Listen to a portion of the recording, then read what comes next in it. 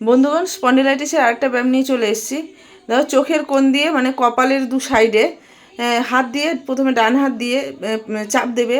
হাতের আর মাথার মধ্যে মানে দুপাশ থেকেই পরস্পরকে চাপ দিতে হবে। যতটা আপনি সহ্য করতে পারবেন ততটাই চাপ দেবেন, বেশি চাপ দেবেন না। দিয়ে 1 থেকে 10 কাউন্ট করবেন। তারপর আবার বাঁদিকে সেম একই, বা হাত দিয়ে কপালে আর কপাল দিয়ে হাতে, মানে দুটোর মধ্যে একটা চাপ সৃষ্টি করবেন।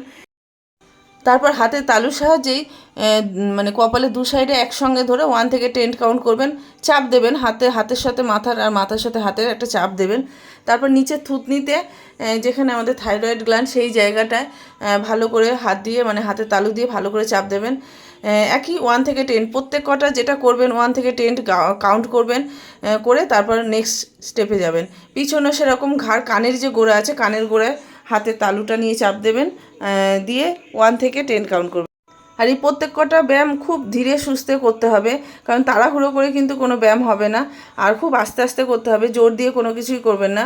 এই ব্যায়াম, এরপরের ব্যায়ামটা যেমন ডান হাত দিয়ে ডান ঘাড়কে আস্তে করে নামাবেন। খুব চাপ দিলে কিন্তু ঘাড়ে লেগে যাওয়ার ভয় আছে, তাই খুব আস্তে আস্তে করবেন। আবার বাঁ হাত দিয়ে বাঁ দিকের ঘাড়ে মানে সাইডে নামাবেন। যতটা পারবেন, যতটা আপনি সহ্য করতে পারবেন ততটাই নেবেন।